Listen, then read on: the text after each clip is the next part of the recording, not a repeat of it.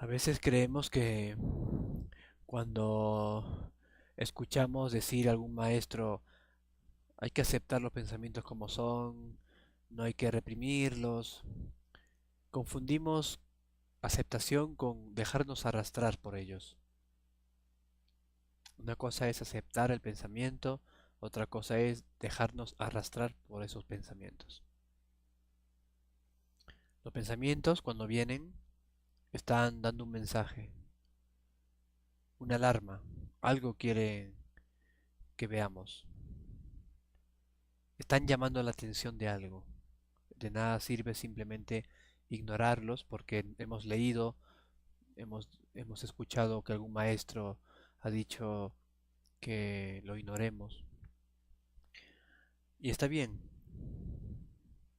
Es decir, no tenemos que dejarnos arrastrar por los pensamientos de una forma eh, inconsciente, por decirlo así.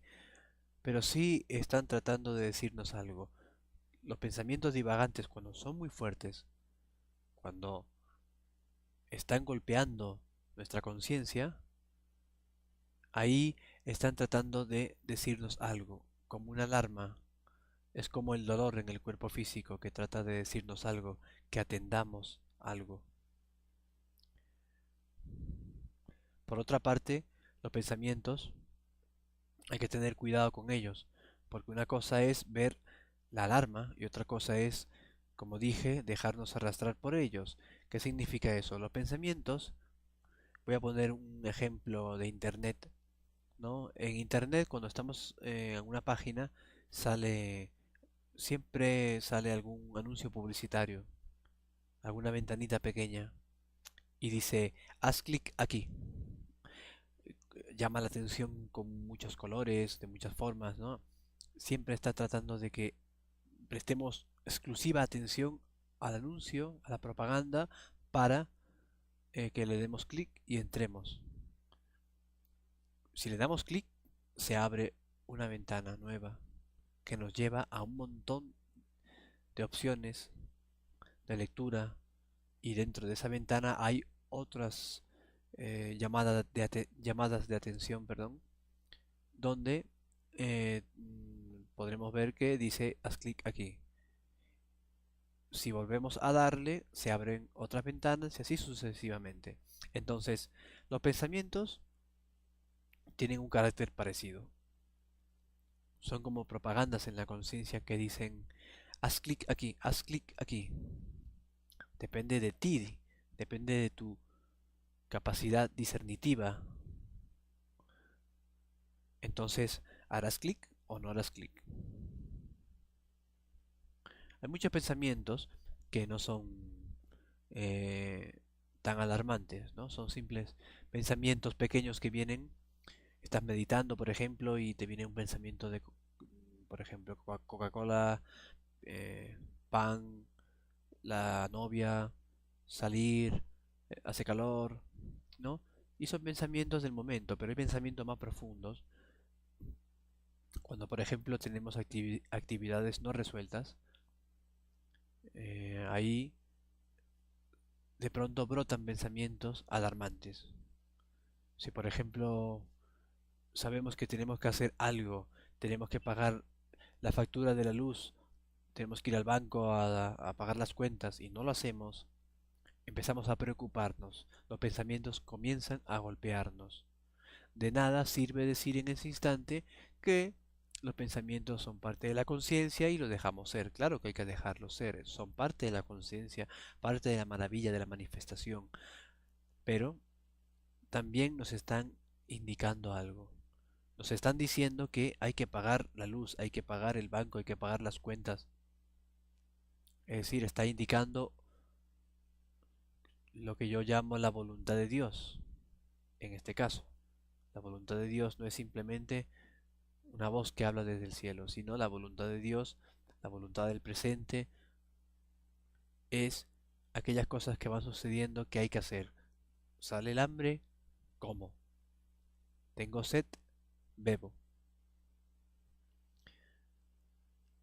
Sorprendentemente, cuando tenemos hambre, por ejemplo, el hambre aparece en la conciencia Y no solamente nos limitamos a decir, ah, bueno, pero el hambre está ahí, aparece en la conciencia, hay que dejarlo ser, porque es una manifestación de la conciencia. No me involucro, no me meto en eso. Ok, el hambre crecerá y este cuerpo morirá. Eso es lo que va a pasar. Si yo tengo un hijo y el hijo está llorando de hambre, está llorando porque por diversas razones, de nada sirve decir, ah, el hijo está apareciendo en la conciencia, hay que dejarlo ser, no reprimirlo. Entonces dejo que se muera de hambre o dejo que su perturbación crezca y entonces la cosa se complica.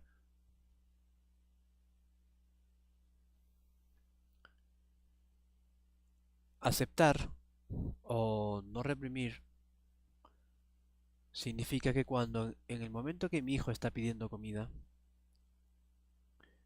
comprendo, me doy cuenta que es parte de la vida, que tengo un hijo y esas cosas suceden. Y ahí observo cuánto, ¿verdad? Cuánto de ego hay en mí. Es decir, cuánta resistencia hay a lo que sucede. Mi hijo tiene hambre y yo no quiero que tenga hambre, no quiero atenderlo, me molesta, porque creo, eso es un pensamiento dividido, no quiero esto porque creo que lo mejor es otra cosa, porque sería mejor que mi hijo no tuviera hambre, sería mejor que no tuviera hijo. Entonces eso choca, ese deseo fuerte choca con lo que está pasando en este momento, que es que mi hijo tiene hambre. Tengo un malestar porque no quiero que suceda eso. Ese deseo también está surgiendo en la conciencia como algo maravilloso. Pero cuando de pronto ese pensamiento está muy identificado, cuando de pronto la atención de la conciencia, por decirlo así, está muy eh, limitada a ese deseo, entonces se produce un fenómeno llamado sufrimiento, amargura, incomodidad.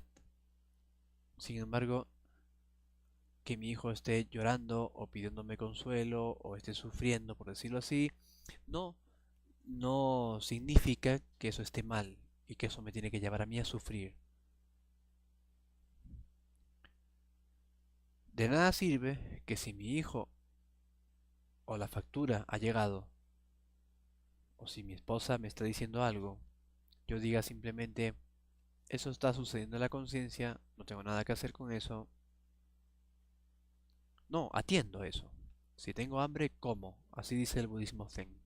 Si tengo hambre, como. ¿Cierto? Si tengo sed, bebo. Si tengo sueño, duermo. Si viene una factura, la pago.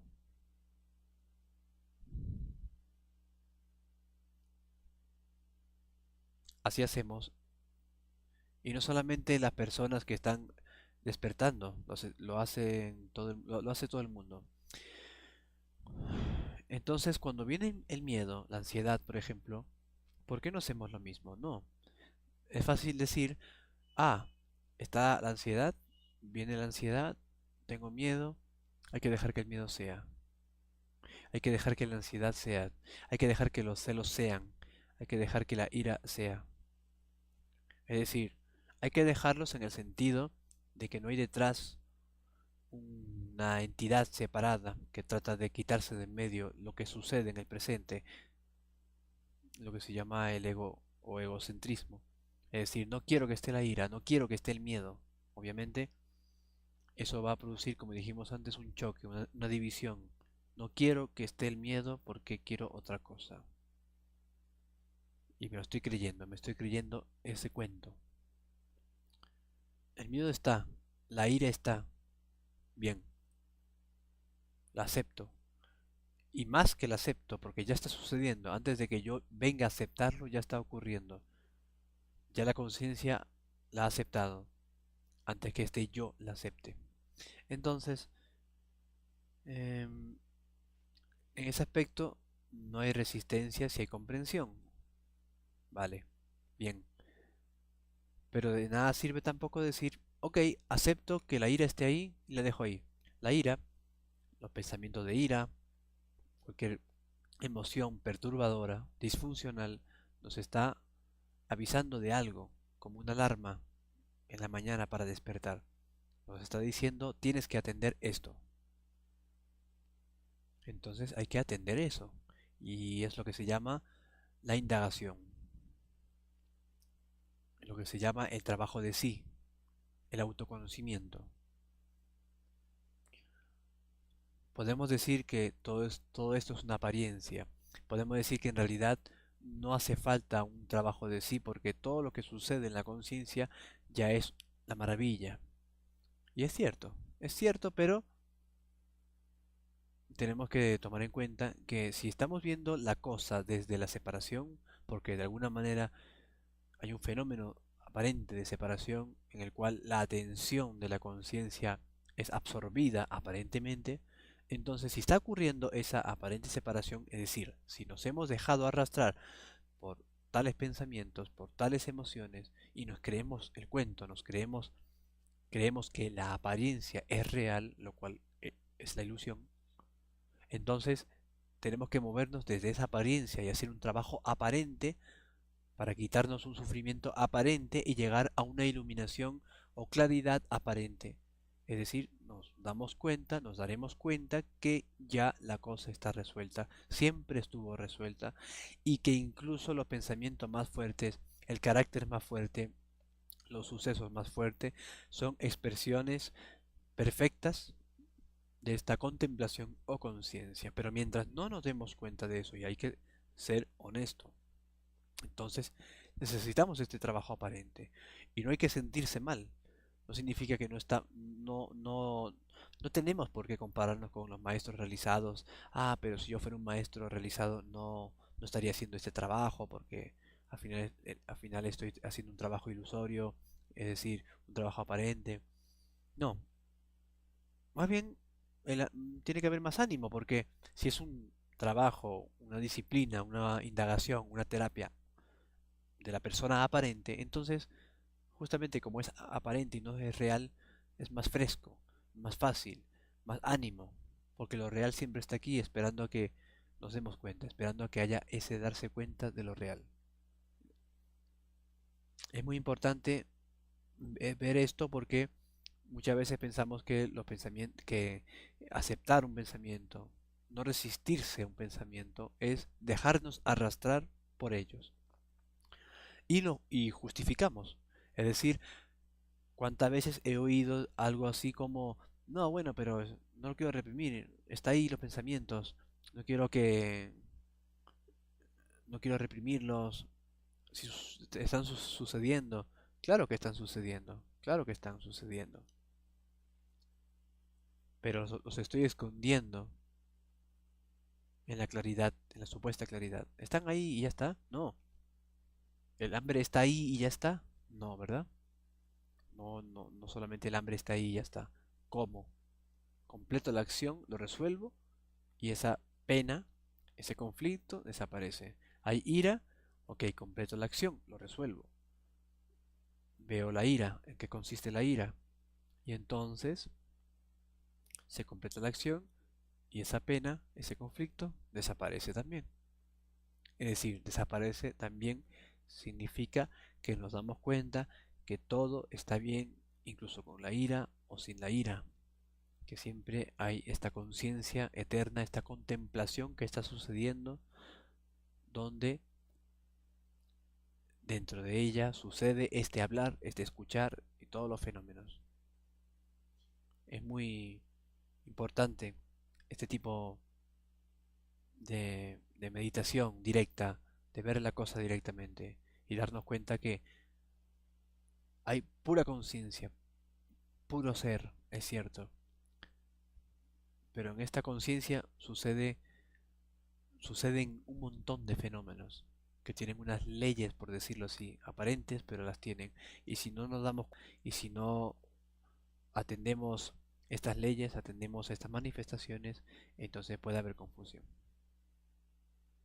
Tú eres libre ahora significa también, tú eres libre para seguir aprendiendo, seguir comprendiendo, no rendirte jamás y darte cuenta que la liberación no solo está a la vuelta de la esquina, está aquí como tú, como este instante. Así que el ánimo es muy importante, la prioridad es muy importante. El despertar no está lejos, es ahora.